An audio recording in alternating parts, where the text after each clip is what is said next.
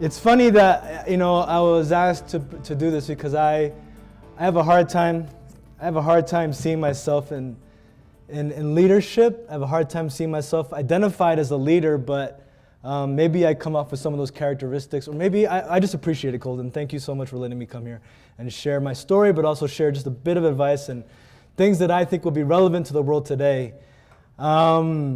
If I can just get some help really quick, if I can get a few volunteers to bring up 8 chairs, if that's okay, just 8 chairs.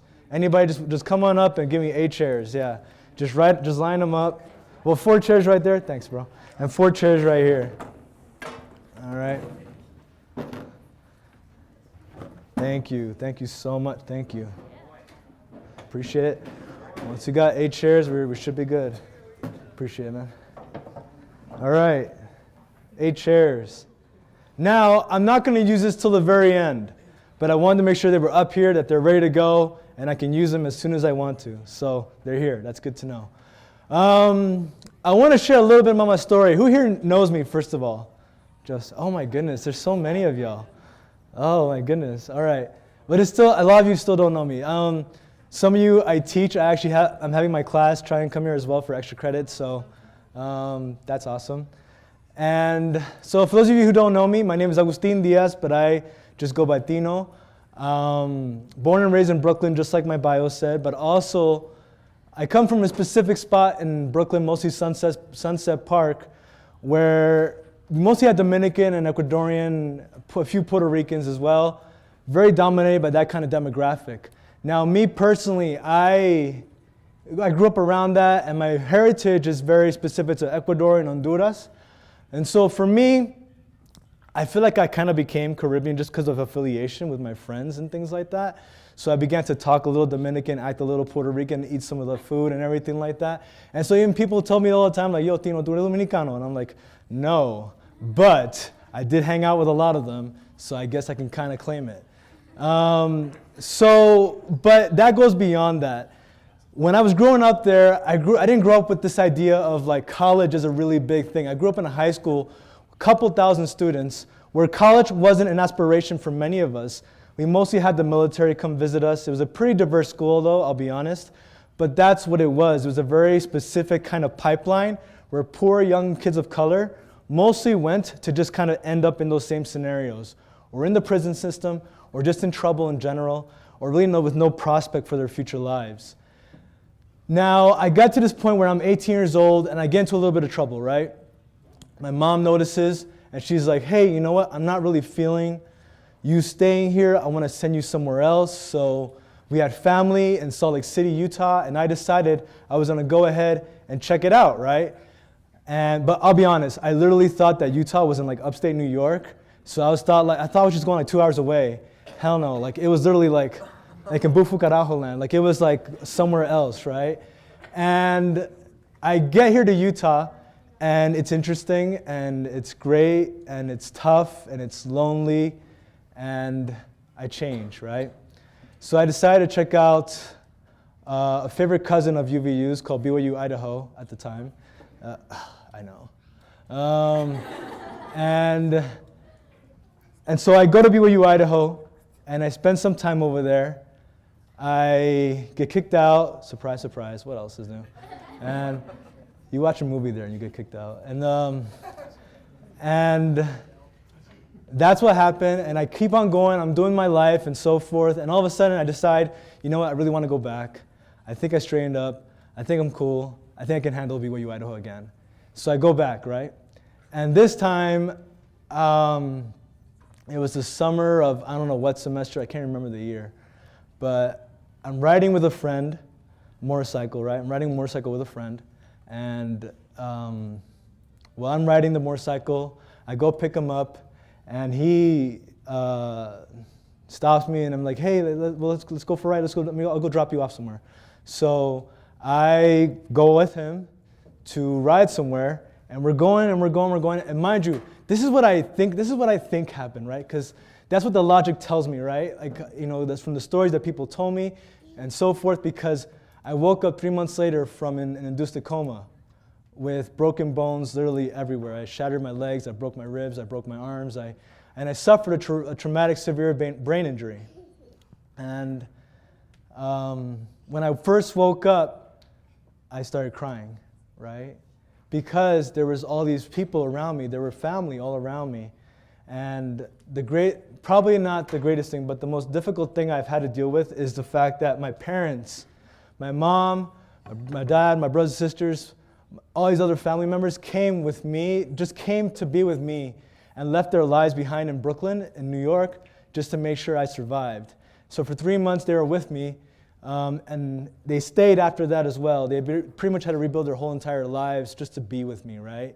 I had to relearn how to walk again, I had to relearn how to talk again, I had to relearn how to do all these things all over again. And I'll admit, I think I was a little crazy after a traumatic brain injury like that, and just so on. I don't think there was something right with me. I drooled a lot. That was not very sexy. Like, I don't know. Like, there was just something up with me, right? There was just a lot of things going on with me. But I think the thing that affected me the most was this idea that I had to reflect. My life changed, right?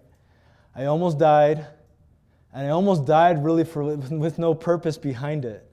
I almost died, and I left no mark in society except that I got kicked out of the infamous BYU Idaho, which all my friends could claim as well. You know, like nothing tremendous, great, or powerful that I could leave the world with. So I did a lot of reflecting. I did a lot of like internal journeying, where I came to find that I truly believe that in order to further understand myself, in order to help others around me, in order to help the people around me, in order to further engage the people around me, I need to know more about myself. So I began to dig. I began to look into what made me who I am, my identity, and things like that. Now, the term was mentioned Latinx in the bio, and from my bio, which Colton noted. Now, if you haven't heard about it, it's a really interesting phenomenon that's happening within language and Latinidad. So Latino, Latina is a very gendered language, right? To speak Spanish is a very gendered thing. You could have a whole crowd of women here, and I could be addressing you, but the presence of one man, I have to refer to you in the masculine, right? Now, instead of like all like Latinas, if you're all Latinas or whatever, or Latino, whatever, I now have to refer you all as Latinos. Like I have to masculinize all of you, right? So the term Latinx is this effort to truly make Spanish or Latinidad or the term Latino non-gendered, right? So when I say Latinx, I'm not really referring to male or female. I'm just kind of referring to the person, the body, the heritage, the culture. So digging into myself deeply, I had to find out what that meant to be a member of a Latinx community and why. And as I began to dig, I found out that my roots go farther back than what I've oftentimes known besides a Spanish Sir last name. When I dig back far enough, I find that my grandmother was actually a resistive soldier with the Lencac Mayan community and all these other people in Honduras at the time. Honduras is kind of interesting because it's kind of like in this very shitty moment in society, I would call it, if I could call it something like that, right? Because of U.S. intervention and U.S. policies that have kind of gone in, destroyed it from within, and have used it as a bridge to destroy other countries. And so I have this really resistive background with my grandmother that I never knew about, but as I began to dig further and further, I find a really strong Black heritage, I find a really strong Indigenous heritage within those countries, which makes me something that I'm really, really proud of. Now, as we continue on to understand more about ourselves and understand more about like where we come from, my belief is that it truly is something we can grow from. There was something I really just wanted to mention before that, and that's this idea of elder knowledge. So according to indigenous communities, the idea of elder knowledge is just critical, right? To understand the importance that your elders have and their knowledge that they share with you is a pretty powerful concept. Now, a piece of elder knowledge that I took away from me was just a few months ago when I went to go visit the house of my tia Pollita, who lives just in Springville. And I talked to my tia Pollita about like, hey, These are all these things going on, all these terrible, nasty things that are happening in today's world. How do we fix it? Like, how do we deal with this? And she told me, Tino, mira. And usually when that happens, like the Latino families have like these chanclas that they just throw at you eventually. But that did not happen in that case, obviously. It was just, she's like, mira, we're like the corn. And I said, whoa, what do you mean? We're like the corn. She said, well, the corn has many kernels, right? And all these kernels have a life of their own. All these kernels mean something. But together they stand together as one unit. And this is a powerful thing because it's nourishment, it's strength, it's spirituality. We come from the corn. We are the people of the corn. And that to me hit me strong because just a really powerful lesson behind family, background, where we are and like where we can take the future just from a piece of corn. That's what our elder knowledge is really all about, to kind of take these lessons from the past and make sure that you as holders of knowledge, you as leaders, can transfer them on to the future, to your children and their children and other communities around you. Now, for me, this is all about understanding the matriarch or matriarchal knowledge, right? It's an interesting thing to know that we in this society, are we open to the idea of being led, instructed by, directed by women in our own cultures and our own societies? And I think even, to be honest with you, Latinidad has a long way to go in that sense. Even though our grandmothers and our mothers are very much the neck, the bosses, the head of the families in so many ways, the doña, the goddesses, the matriarchs of our family, they still have very much a little power in our society today, in the structural realms of our society. And that to me is a huge problem until we can see fit to reframe that understanding of where women stand in our culture and our society, then we can kind of go forward. Now, I highlight women in this because I look at the resilience of my mother's sisters, my tias, everybody around, my abuelitas, my grandmothers, who move mountains, who survive so many instances of violence, moments of violence, just to allow us to be here. An interesting story about my family is that from my dad's side, with his mom went through like 5 different husbands, right? And she has like 18 kids. So I got like mad family. Cousins that multiply like every few years. It's ridiculous. But I think we have a total of like 148 cousins. It's just like really powerful to me. I'm like, damn, we got like a mafia going on, this idea is powerful to me because my grandmother first came here to this country in New York with a visa. She overstayed her visa. She realized that things weren't really doing too good in Honduras. And she decided, I'm going to marry somebody with papers and bring the rest of my other little homies along, And so she found this, this Puerto Rican guy. He died like 2 years later. Man, I know a lot of guys been dying with my grandma. I just don't know what's going on right there. But she married this Puerto Rican guy. She was able to work really, really hard. She worked 3 jobs just to make sure she could make this whole process of citizenship happen. And in time, not 2 years, but in time, the man died, and she was able to bring her children one by one. And in many ways, because of that process, because of this willingness, this resiliency, this perseverance to survive and have a better life and have a better life for her children, is the reason why I'm here, right? Which is interesting to me when we bring up arguments about who belongs here and who doesn't, because in the end, I just don't see that. I just don't see that argument. Now, that being said, understanding matriarchal knowledge, understanding matriarchal instances that we can actually live up to this, we've seen this in the past, okay? Who here knows about the Iroquois Confederacy? Iroquois Confederacy? Nobody? The Haudenosaunee people? The Northeast? I feel like you're just like, yeah, I'm feeling this. Okay, what's your name? I'm sorry. Right, yeah, right there. Are you meaning like the Iroquois Nation? Yeah. So, back in the day, the Native American tribes up in that part of the United States as well as Canada, they created almost like this week of these Native Americans. And they would get together and they would decide on policies and rules and how they ruled the Iroquois Nation.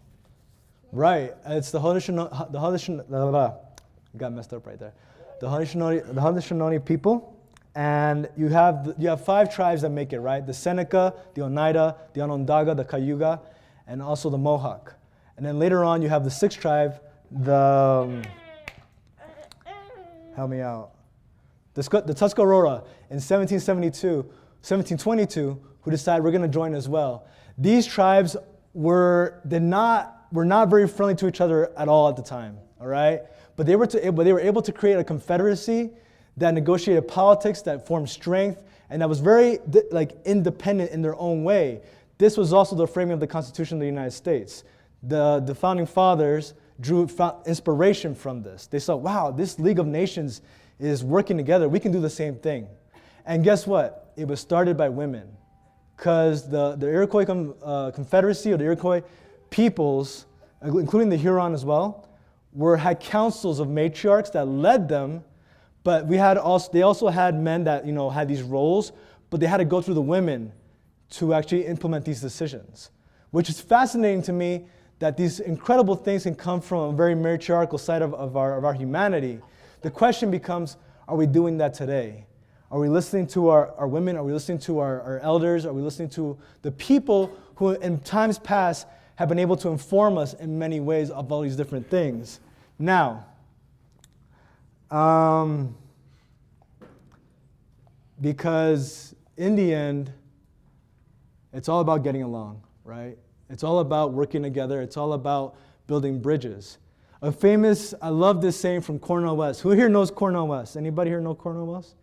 Damn, we need some help, all right? We need some real academic interference right here. Cornel West is a black philosopher from Harvard. Amazing guy. You've seen him. He's got the afro. He's got the glasses. He's on TV shows. Yeah, you've seen him, right? Yeah, you've seen him. He said something so incredibly powerful when he visited Weber State, right before the break last year.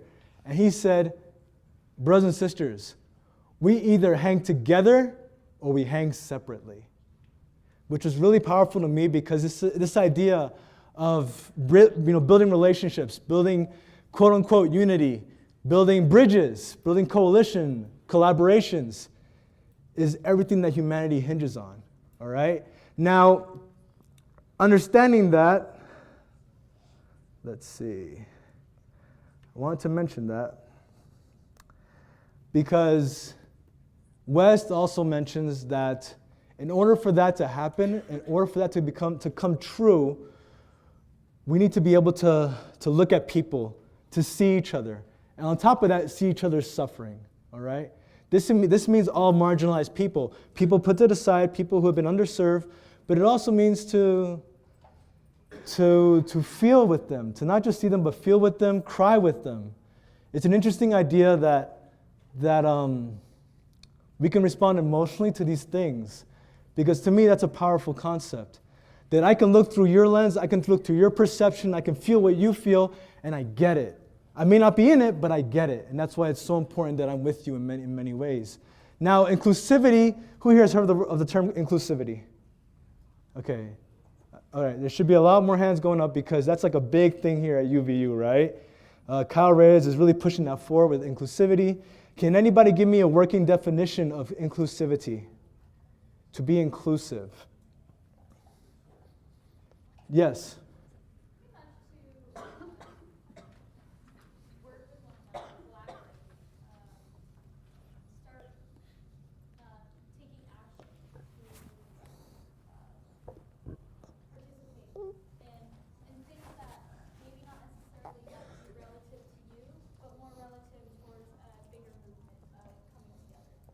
Right, and in many ways, inclusivity seeks a movement of many movements, right? Because it's trying to be inclusive of all these people and all these different things. So when a UVU office is seeking to be inclusive, what does that mean? I just want to get ideas.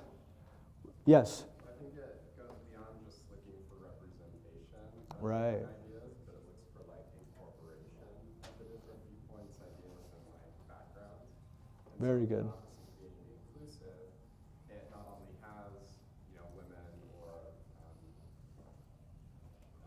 minority students, Yeah. workers, but it has them in ways of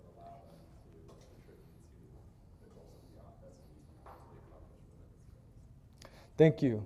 So I'm here to tell you today that my opinion of inclusivity is that it's a myth.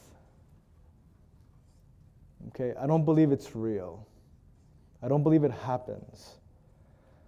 But I feel like our attempts for it is the reality. We can strive for it. It doesn't have to be perfect. We can still launch for it. We can still move forward towards it. We can still engage it, all right? It doesn't have to be perfect, all right? That's total bullshit. It doesn't have to be perfect, all right? All right? Now, that being said, I loved what has happened in Honduras recently. There's an organization called COPINH. I don't remember what it stands for. It's a lot of letters. But that organization has managed to bridge all these different indigenous groups together, as well as with black indigenous groups in Honduras, and other groups, especially feminists, queer populations, trans youth, and all these other groups together to fight U.S. intervention and horrible policies that existed in those countries against people, especially against indigenous peoples, against women, etc. And so, for me, it's still not inclusive, right? This beautiful organization is still not very inclusive because there's still hatred against specific groups of people. But there's the attempt, all right? And the attempt, and many times, is all that matters. My children, I want the best thing to happen for my kids. I'm a single father. I want the world for them, right? I want them to be good men. I want them to be better men than me. I don't want them to curse. I curse so bad. But like, they are. I want them to be good men. And you know what? You know what's up though? Like, if homie becomes a drug dealer one day, or if he becomes whatever he wants to become, you know, like whatever happens in this world, because it's not perfect, I got love for them no matter what. A father's love, a mother's love, a parent's love cannot be superseded in that way, right? We strive for things. We attempt for things. We do the best we can regardless of what we have with the resources that we have. Now, here at UVU, I argue that inclusivity is a myth, but we still keep striving for it, right? Now, that being said, what is the solution? The solution. I feel like people with power, people with privilege, oftentimes use that as an excuse. You keep telling me these tips, you keep telling me these things, you keep telling me these complaints, these issues, but what is the solution, Tino? How do we fix this? Well, I'm going to tell you that there is no solution. There's a process. There are steps. And sometimes these steps revolve around right back to the beginning and you start over again, right? And that's okay. There's an incredible individual by the name of Juan Prieto, who is a UCLA student who started the first Dream Center. The Dream Center, what a Dream Center is, it's a center for undocumented youth, families, and communities. And he started the first one that could actually advocate for them in this institution, at UCLA in higher education. And what he said, he wrote a blog piece called "A Tough Love Letter to Dreamers." Who here knows what a dreamer is? Okay, what's a dreamer? Just shout it out. What's a dreamer? Leslie, what's a dreamer? They're from DACA. Okay, they're an undocumented youth, right? So someone who came here at a young age and so forth, and did not come exactly through legal means, but they're here. Their parents brought them here, and they hopefully can qualify for a DREAM Act or something that will let them go through citizenship, through education and things like that. Now, he told dreamers in this tough love letter, he said, I want you to cease being American. I want you to cease creating borders within yourselves. I want you to cease trying to limit, contain, and if anything, just be free like the body you are. Now, Juan Prieto, he understood undocumented peoples as almost transnational peoples that go back and forth through borders all the time. Because they're linked back home, they're not in this official paper status in many ways here in the United States, and it's like this muddy water between all of that. And he says, if anything, undocumented peoples travel that and they negotiate that and they navigate those processes all the time. This idea of being accepted because of just who you are as culturally as an American, but because of one slip of paper, all of a sudden being rejected, right? So he put down this really interesting, he didn't put this down, but Angela Davis, who here knows Angela Davis? Okay, Leslie knows Angela Davis. Angela Davis is an amazing black feminist radical philosopher. She spoke at SLIC. She and Bell Hooks, they communicate, they collaborate, they work together. Angela Davis put up this notion called transnational solidarity. This idea where we cross borders to create solidarity, right? Now, if the solution is a process, if the solution are steps, if these are the solutions, what are we taking within our realities to actually implement them? What are we confronting about our own racialized, our own sexual orientation-wise, our own genderedized, our own religiously atmospheres or environments to confront that, to challenge that? Are we actually taking steps towards this world where we can actually build bridges, or are we just sticking in very homogeneous zones? Because if we are, we're actually taking steps back. We're not taking steps really anywhere, to be honest with you. Now, I'm going to finish off. How much time do I have left, actually? Like about 10, 10, 15 minutes. This is perfect. Okay, cool. I want to finish off with a quick note by, again, Cornel West, who I saw in Weber State University. And that man, hearing that man last year changed my life. And saw what I have to go through, what I've been going through as a doctorate student, as a father, as an administrator here, as a community activist, everything. It just put it all into place for me. And he basically told me, he was speaking directly to me, all right? He was saying something like, talk fearlessly. Don't be afraid to dialogue. And talk with a passion, talk with a stance, talk with an opinion, talk with an agenda.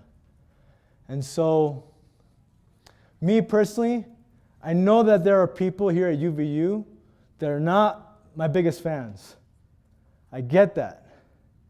But I'm going to close off with a quote from Berta Cáceres, who was actually killed 2 years ago by U.S.-trained police forces in Honduras because she was an indigenous woman trying to combat the building of a dam in Honduras against her indigenous peoples, the Lenca Maya. And she was trying to combat this. Does anybody know about Standing Rock? Okay, this was like Standing Rock down in Honduras, right? Where there was the government was trying to put things down to create a dam for more resources and things like that, but the communities were like, no, don't do this. This is going to harm us. This is going to detain our water. This is going to destroy us as a community.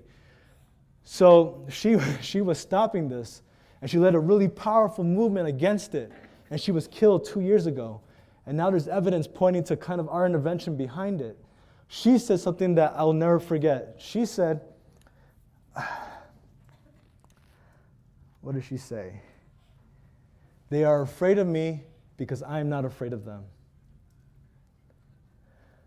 Now, I know that sometimes we can make career moves that may not be in the best interest of our success, but I'm not trying to be successful. I'm just trying to be a good person. I'm just trying to be a great person. I'm trying to be a great family man. I'm trying to be someone that connects to my family, that holds on to my family, that makes sure that they raise great boys no matter what. And I don't really care about being successful. I don't really care about making money. I don't care about any of that. As long as they're good guys when they grow up, in whatever respect that means, that's what it is to me. So, inclusivity, leadership, diversity, building bridges, you do the best you can. You strive for it. You make attempts for it. And that's all really I want to leave off with you. Now, how much time we have left? Yeah, 10 10 minutes, minutes. okay. If I can get 4 women to come join me really quick. Just 4 volunteers who identify as women. All right, thank you. We have 1. Okay. We have three. We have three. We need one more. We need one more. Okay. I need one more. All right, we have one. Okay. All right, ladies, you want to come back here really quick? Okay. This is going to be a secret conversation, so.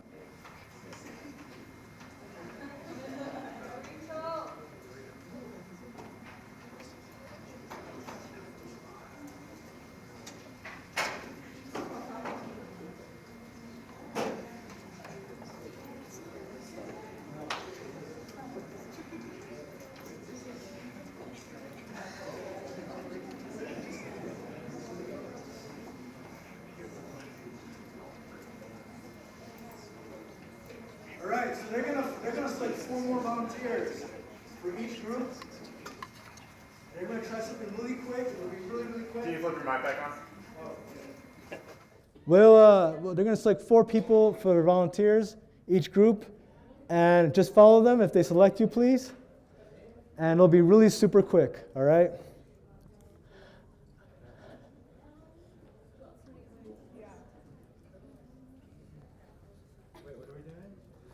Oh, they'll tell you. So, you want to take a seat? Yep, take a seat. All right. Okay, we have 2 on this side. We have. All right, let's get this row going. All right. All right. Sweet. All right. Okay, beautiful. All right. Okay, we have some leaders right here. So this group right here, let them know what they're going to be doing and then enact it. This group right here, let them know what they're going to be doing and enact it as well. Okay?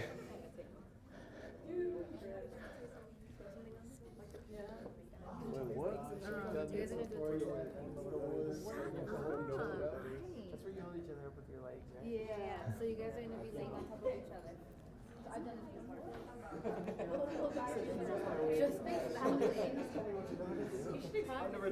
before. Okay. Okay. So that means start going ahead and doing it. So to start arranging yourselves. So you literally hold hands, so they, yeah, so you can hold the chair. Yeah, so we're gonna that makes sense. Yeah, you guys can and then I will help you guys slide them out once you guys have your stuff. Hold that chair up, Don.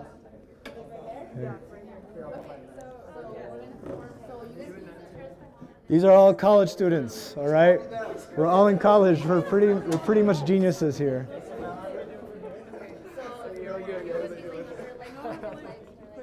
No?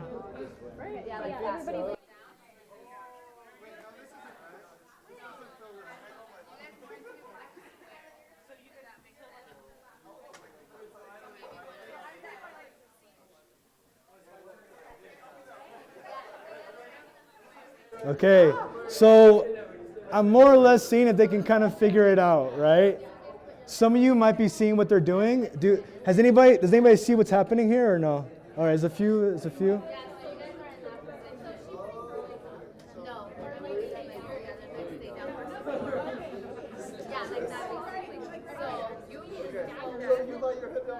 Yeah, like that basically. So All right, I'm gonna give y'all some time. I'm gonna give y'all time because we don't have too much. So. okay, you guys ready? Wait, what do I do? So then you're gonna lay your back on her. No, lay your back. You're kidding. Okay. Are you guys ready? Oh wow. All right. You guys need to hold each other's hands for grip. Hold hands for grip. Hold hands for grip. Put your back here on his leg. Okay. Ready? Ready? Ready, kids? Ready? Oh wow. Hold hands for grip. Okay. Okay. You guys did it. Just hold on there for a little bit. Just chill for a little bit. Oh no, she's buckling. She's buckling.